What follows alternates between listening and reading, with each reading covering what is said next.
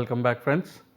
Now that you have got a flair about what is intelligent transportation systems and how different ICT devices are used in the transportation arena to, for example, collect data and so on and so forth. So, now let us in this lecture give you an understanding of the basic ITS architecture. So, what do we mean by architecture? We are going to show you what are the different structural elements in the architecture, and also show you some relevant case studies of certain service packages of different ITS systems that are deployed in Indian cities. So, when we talk about ITS architecture, what we mean is basically the central two blocks in this picture, right. So, one is the physical architecture, whereas the other is the logical architecture. Just as in the civil engineering and architectural field, if you may call it, we have to basically draw a design and show what are all the components in the design. Similarly, in the IT world, you also have to have a digital architecture of the system, right. You have to understand what are all the hardware components that are involved in the design of the system, what are all the communication devices that are needed in order for data to flow between the different systems and subsystems. So, that in all in a combination of these entire physical systems, communication systems, subsystems, all of these put together is the ITS architecture. So, when we talk about physical architecture, we will show you the different architectural flows, the subsystems, and the different equipment packages that are involved in developing each of the systems. Whereas, when we are talking about logical architecture, you will be understanding about the architecture from the point of view of the different processes and the different data flows. It is easier to understand the concept while looking at the physical architecture than the logical architecture, but still you have to understand both of them to kind of get an idea about the ITS architecture as a whole. So, when you look at the architecture structure, the ITS architecture structure, you will see that it consists of 4 different layers, right. And these are in order from top to bottom or bottom to top. The topmost layer is what is called the enterprise view, the next one is the functional view, the next one is the physical view, and the final layer is the communication view, right. You can it is in order. So, you have to look at it in that hierarchy. So, what it essentially tells you is that all these 4 layers together have to or each of the system or each of the ITS systems that you deploy in your city has to have all of these 4 different layers. The top layer is the enterprise view, where you have to define all the roles and the relationships and the needs of that system, that has to be defined there. The functional view, you have to outline all the processes, all the data flows, and all its requirements has to be outlined in the functional view. Finally, not finally, but in the physical view, you have to have the actual objects, physical objects as well as functional objects that are needed in order for all the processes to take care and all the needs to be satisfied, for example. So, each of these views have to satisfy the layer on top of it, right. So, the communication view, that is why is the basis for the ITS architecture. The stronger and the more detailed the communication network is, or the communication layer is, the better is your ITS system, right. If it is whatever it is, two-way communication, one-way communication, is it through wired communication, wireless communication, whatever may be it, that is dependent upon you as a system integrator, how do you design your system. But the communications are the base layer upon which everything builds on. So, the communication layer, communication view has to satisfy all the 3 views on top of it, whereas the physical view has to satisfy the functional view and functional view as well as the enterprise view, whereas the functional view has to only satisfy the enterprise view. So, it builds on layer after layer, and all of this in turn is then associated with different types of service packages, right. These service packages are nothing but various ITS interventions that are bundled together in order for you to be used for specific at specific locations, for specific functions, and so on and so forth, rather than you getting a switchboard and a wire and a 3-pin plug and so on and so forth. It is better that you always get all of these assembled together in a, for example, in the form of a extension cord or an extension wire, right. So, this extension cord or this extension wire, if you extrapolate it to a ITS system, so that is what is called a service package. So, you get everything built in for a certain type of functionality, for a certain type of use, and each of those service packages again have the enterprise view, they have some sort of functional view, physical view, as well as communication view. And all of these service packages and each of these layers are again tied intertwined with security systems, right. Everything has to be secure, otherwise if the communications are not secure, if your top roles and responsibilities are compromised and are not secure, then your ITS systems will not function. So, an ITS system architecture, should have 4 different layers: enterprise view, functional view, physical view, and communication view. Each of those views are associated with certain number of any single or multiple service packages, and in turn these service packages and these 4 views are connected to some sort of a security system. So, that in a nutshell, in an overview, is what an ITS architecture looks like. Okay. So, now if you go into each of these views one by one, so if you start from the top and look at the enterprise view. So, the enterprise view defines the needs of the system, right. You have to define why do you need a certain system to be put in place. Otherwise, if there is no strong need for it, then most likely it is not going to help you in fulfilling what you are trying to achieve, right. So, it has to outline what are the needs, who are the stakeholders, who are the people that will be, for example, receiving information, who will be giving information, who will be actually using this information for certain purposes. So, all the stakeholders should be involved and should be identified in the enterprise view. Each of the stakeholders' roles and the relationship between each of the stakeholders should be clearly outlined. So, that is the basic functionality of this enterprise view, and you can go, that is what is shown here in each of these arrows. So, for example, let us say that you want to develop a maintenance system, right. Say you want to develop a maintenance system which will automatically tell you about when your roadway requires some maintenance. So, what you want to identify first is you want to know who is what is the system's maintenance agreement that is currently in place.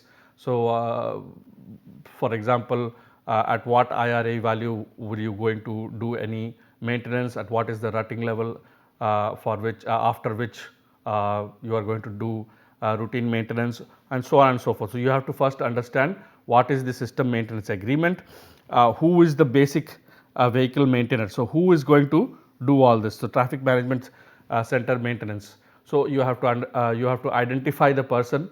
For example, somebody at the TMC will have to be identified as the person who is in charge of maintenance, and the traffic management center owner in itself is going to be the person who is going to be responsible for this. So, at the TMC level, you have to have somebody who is going to monitor each and every roadway segment, monitor certain the existing maintenance agreements and the existing conditions of the roadways, and this TMC owner has to then decide as to when and at what locations maintenance agreements have to be, or maintenance has to be carried out. So, such are the roles and responsibilities that has to be assigned at this enterprise level. So, when we say roles and responsibilities, this is what we actually mean. So, such kind of roles and responsibilities can not only be assigned during the maintenance stage, it can be also assigned during the development stage, during the installation stage, and during the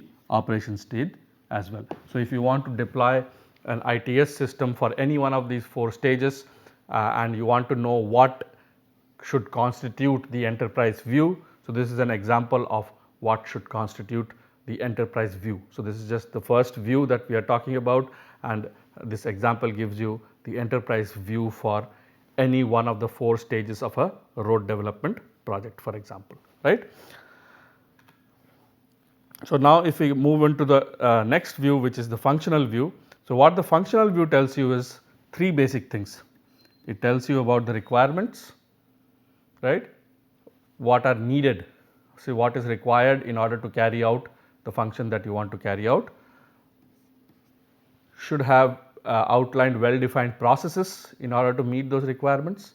The processes should be well defined, and also it should tell you about the data flows. How should data, where should data flow from between the systems, subsystems, should it be unidirectional, bidirectional, so on and so forth, right. So, the functional needs to satisfy the functional requirements to satisfy the need, processes a function or activity that is required to support the service package needs which performs actions, and finally, data flows flowing between processes or between a process and an external object in the functional view. So, data flows are aggregated together to form high level informations flows in the physical view. So, you can in the physical view you can aggregate the data flows so as for better understanding, right. I told you physical view is a easier view to understand rather than the logical view, but you have to understand all of these. So, let us again see an example of what do we mean when we tell you about the functional views. So, for example, let us say that at the development stage, the roles and responsibilities would be roadway basic surveillance and roadway passive monitoring. So, for these 2 types of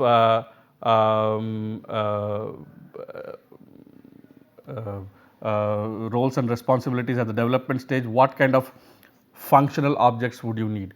So, when you say functional objects, so maybe you need a roadway basic surveillance object.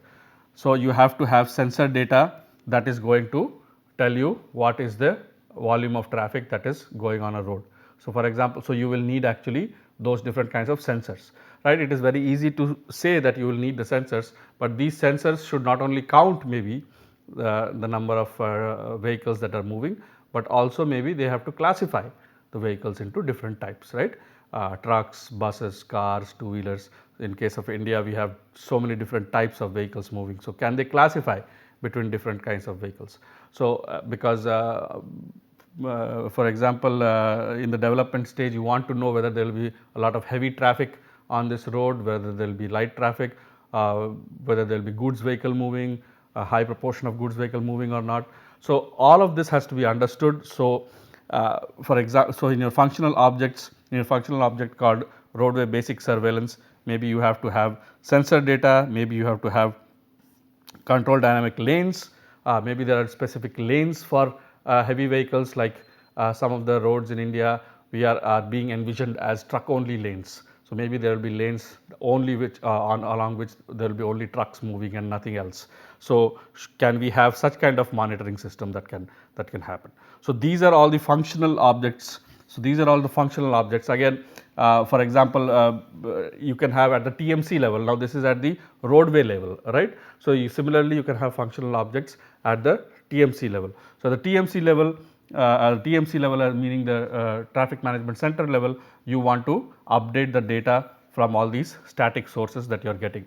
So, you may be getting data from 100 different pavement section locations. So, then at the TMC level you have to update that every 24 hours maybe, or whatever the protocol is, however good your communication systems are. Once you update it, you have to retrieve all the data, you have to make sense, you have to process all the data, you have to analyze that data, and everything happens at the TMC basic surveillance level. So, You understand everything is interconnected with each other, all the 4 views are interconnected with each other, unless each of the views are performing their functions, roles and responsibilities, the entire ITS system will not be functioning very smoothly. So, you understand what is at the enterprise view, you understand what is at the functional view. Now, if you move on to the next view, which is the physical view, at this view you would be able to identify the actual physical objects that are needed in the system in order to carry out all the functionalities and the in order to deliver all the roles and responsibilities that are outlined in the enterprise view. You will then have to identify also what are the functional objects, what is the difference between physical objects and functional objects, and then of course the data flows that you have identified in the previous functional view. Now you have to identify the information flows. So, in the previous view maybe you have identified that data will flow from point A to point B and not from point B back to point A. So, now in this view you have to identify what information in that data flow should happen, right. Should there be information about, for example, the type of vehicle, their year, the registration plate number, their weight, the age, all of that information, or does it have to be only vehicle category type truck? That is the only information that is flowing. So, that is what is the difference between data flow and information flow, right. Data flow is okay, data will flow from the vehicle to the roadside instrument and not from the roadside instrument back to the data. So, that is kind of bidirectional or unidirectional data flow, whereas what information flows is what is understood in the physical view. So, physical objects are person, place or things that participates in ITS. Like we said, it can be a center, it can be a center. So, it can be actually a TMC, the TMC is a physical object, right. It can be anything in the field, it can be the traveler themselves, it can be the vehicle itself. So, there are different, at least 5 different classes of physical objects. Building blocks of physical objects of the physical view, functional object group similar processes or of a particular physical object together into an implementable package, right. So, all these physical objects, when they are grouped together into an implementable package, that is called a functional view. So, you will have different smaller physical objects, they have to be grouped together into a functional view, so that they offer up the proper function and are implementable.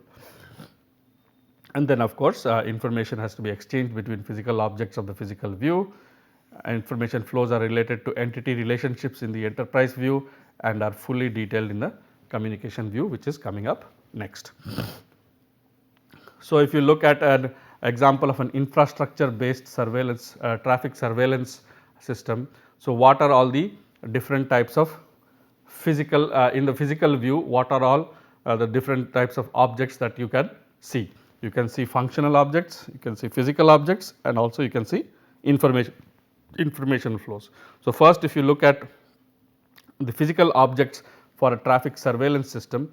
So, you have to have some kind of a roadway equipment which is in the field, and this description is an equipment distributed on and along the roadway that monitors and controls traffic of the roadway. So, this is an example of what are different types of physical objects. So, this is an ITS roadway equipment. So, it may be a say a permanent counting station, it may be a as simple as a camera, traffic surveillance camera. So, it is something a physical object in there. So, then if you combine these different kinds of physical objects into a functional object. So, what the functional object does is it brings you up to a TMC level again. Now, it says it will at the basic TMC level surveillance, it will remotely monitors and controls traffic sensor systems and surveillance. Now, it can look at all different types of roadway equipments that are there and can perform a function. So, now it can look at different types of camera systems that are out there, and the function that it can perform is it can either increase the green time, for example, at traffic signals, reduce or reduce the red all red phase, and so on and so forth. So, the basic thing to understand here is different physical objects constitute a functional object, and this functional, the basic premise of this functional object is that it is implementable. It is a collection of physical objects that are implementable is essentially what is called a functional object. And then of course, information flows. So, passive vehicle monitoring data, if it is only passive data that is being collected, then time stamped identifiers that are identify that the vehicle have passed through a detection zone. So, that is the only information that you are collecting. For example, is the time stamps at which all of these vehicles are passing through that zone. So, that is all the information flow that you need for your basic traffic surveillance system. So, that is an example of the physical objects or the physical view, what you can see or what you can develop in a physical view of a system. And the final and the most essential view is the communication view that tells you all the standards that are required for the different hardware and software systems involved in the ITS system, in the ITS that you are trying to implement in the field, all the different types of user profiles and all the solutions and the package solutions that you are trying to provide, right. In order to simplify the development of solutions, IIT organizes standards into groups called profiles, which defines the protocols necessary to define how information is transferred between physical objects.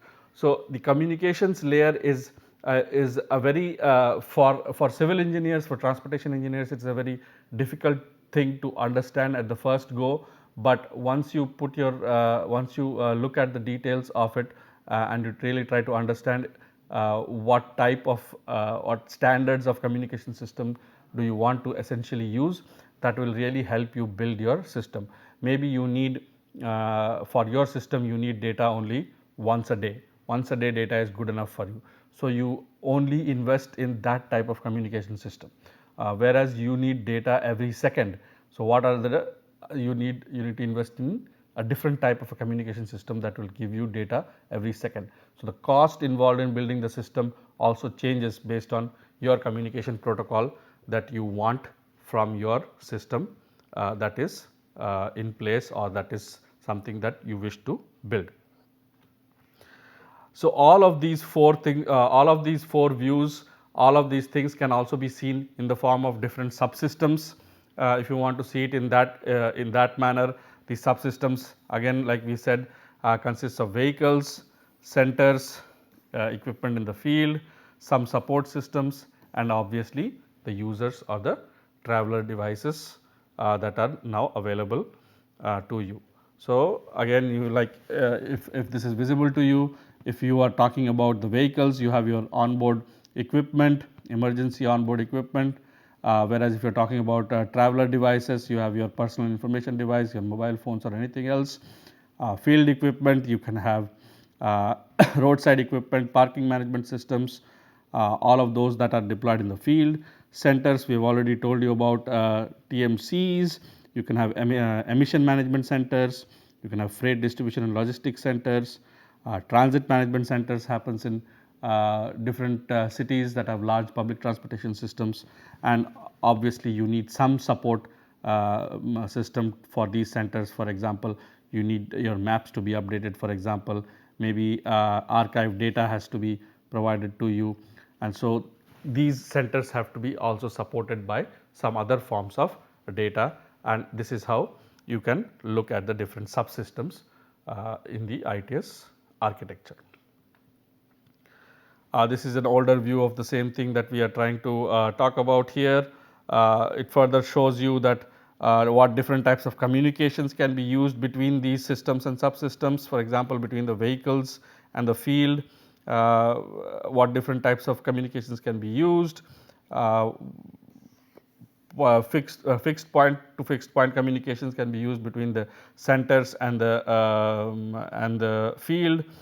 Similarly, for the travelers, now the travelers can get information not only from the vehicles, but also from the centers themselves, right. The centers can directly send in information to the users via variable message signs, or even through, if you tune your radio in your FM radio in your car to a certain frequency, you can get direct traffic updates as well. So, those are all coming from the centers. So, this is overall view of how the ITS architecture looks like, what are the different elements involved, what are the data flows and the communication channels between each of these subsystems, and kind of gives you an overarching idea about what we are dealing with when we talk about ITS in or ICT in transportation, which is otherwise called intelligent transportation systems. Now, this ITS has been there for about 3 decades now, I believe. It started way back in the early 90s in the United States, and then it moved to some of the other developed countries. So, there are several packages that have been already developed. So, when we call it a package, they are ready to use implementable packages that you can utilize them for and utilize and train them for your own cities. So, when we are talking about different packages, service packages, first of them, one of them is the Advanced Traffic Management System. So, ATMS, for example, electronic toll collection, there are 24 different packages. We have only listed 2 here. Electronic toll collection package is already available. So, there are different custom off the shelves systems available. You can just implement it in your toll systems. There is advanced public transportation system packages, 9 of them available. For example, there may be transit fare collection management systems. How can you electronically collect and manage your fares that you receive from the users.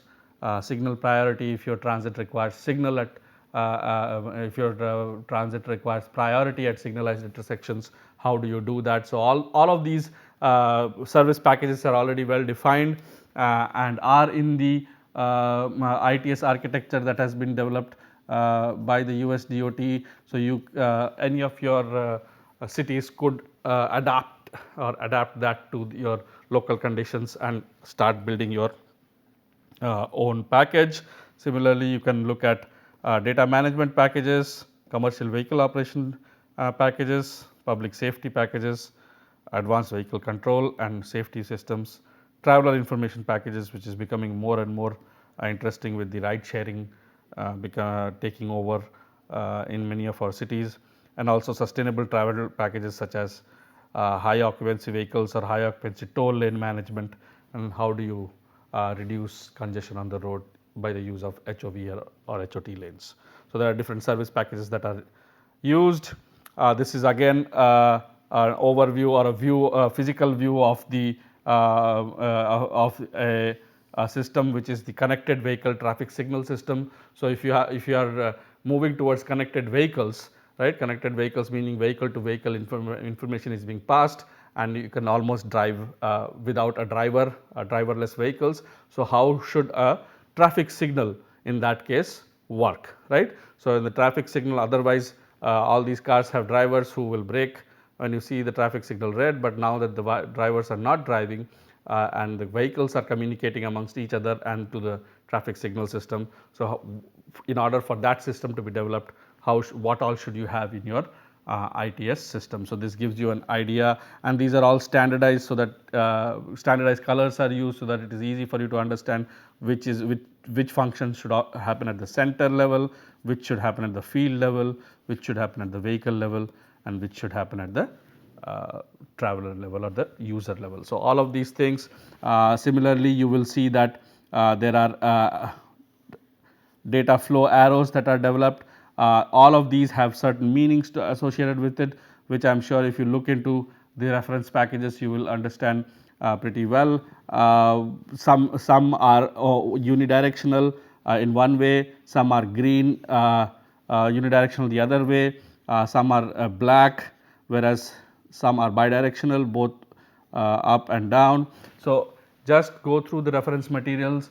This is I understand this is too much, might be too overwhelming for a civil engineer or an urban planner to understand and start jumping into this entire ITS thing, but take it easy, read as much as you understand, try to take it slow, but if you really try to understand this will help you a lot in the future when you are actually you can then graduate from being only a civil engineer dealing with transportation systems rather than a transportation system expert who knows both civil engineering, transportation as well as the IT component as well, right.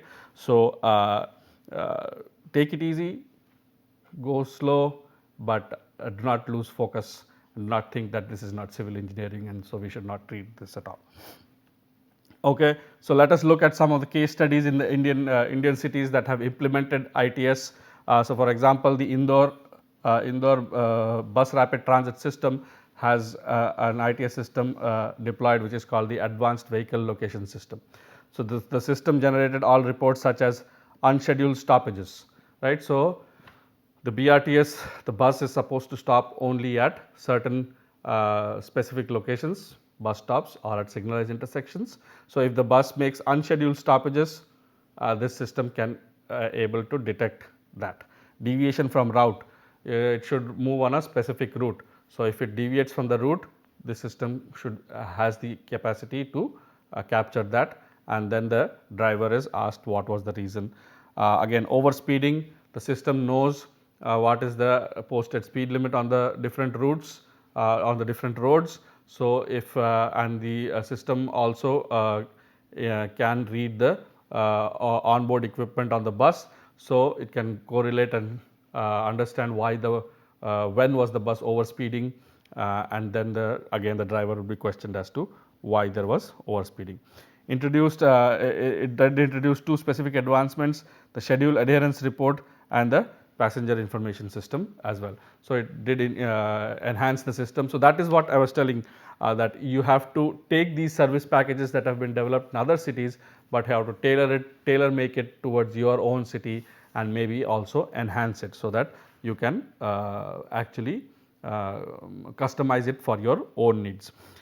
So, what they did was the PIS display at the customer service center, which allowed passengers to acquire information on the expected arrival times, right.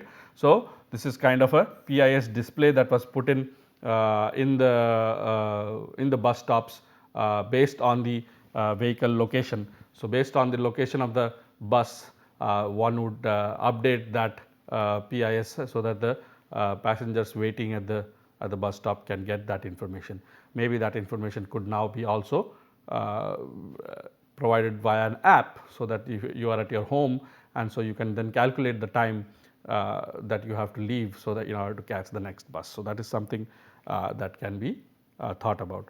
Also, they employed electronic ticketing machines for ticket reissuing, and the ridership of the current state is accessible for performance assessment. So, all the ITS system also does is it gives you the mechanism to performance to assess the performance of the system, right. Now, you have data about and large amounts of data about all the workings of the system. So, you can assess how well the system is functioning and make adjustments where the system may not be functioning well in order to improve its functions. The other interesting thing that has been other interesting ITS system that has been deployed is in Bhubaneswar, where a fuel monitoring data system has been deployed on the buses, right.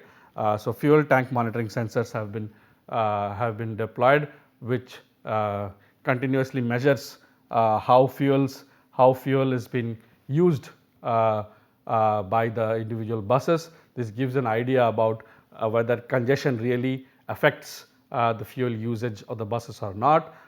Based on that, there might be recommendations onto whether to alter the bus routes slightly in order to improve the fuel efficiency and so on and so forth. So, this system has been very helpful, and it also helps you understand the mechanical condition of the vehicle as well. Maybe based on the mechanical condition, the fuel usage varies as well, right. Maybe scheduled maintenance was not performed, maybe the tire pressure was not significant. So, all that contributes to fuel usage or fuel efficiency of the bus. So, by having sensors that measures the fuel tank or monitors the fuel tanks, this was made possible in Bhubaneswar. The last one that we are going to tell you today here is about the scheduling of driver and conductor duties by BEST in Mumbai, right. So, Mumbai has several bus routes and you may be able and you may just be able to comprehend how complex it will be to schedule so many different drivers and conductors schedules on these buses, right. So, they have developed a system, they have developed a ITS system through which you can easily schedule these the drivers and the conductors routes, when do they arrive at which location, how many routes and routes do they work on per day, which day do they take which route, so on and so forth. All these computerized scheduling system was developed by BEST. Of course, it was based on the London model of scheduling staff of the buses, but again it took that service package from London, adapted it to the Mumbai situation, and this has resulted in a 4% reduction in crew requirement, right. So, we always maybe we were of the thought that more and more crew is needed to run these buses, but a proper adherence to schedules actually saw that a 4% reduction in crew requirements was good enough to run a efficient system. So, these are different types of systems that are actually in place in India as well, but we never look at it from the point of view of transportation. We always look at it from the point of view of being tech savvy or something some other sense, but if you look at it from the point of view of transportation, you would actually understand that all of these systems are finally leading towards efficiency, improved efficiency and improved safety of our systems. So, these are some of the again some of the reference materials that I have been telling you about. Please do look at them very carefully. The websites are very self-explanatory and you should be able to follow them step by step in order to get an understanding of what ITS systems are really about. Many of these are based in the US, but hopefully we will also bring about our own manual pretty soon. So, in conclusion, what we looked at today were different types of ITS elements in ITS architecture, logical and physical. I looked at the different layers, enterprise, functional, physical and communication view, and then looked at different types of subsystems, field equipment center, travelers and support systems, and gave you some understanding about how these systems work in some of the cities in India. Thank you.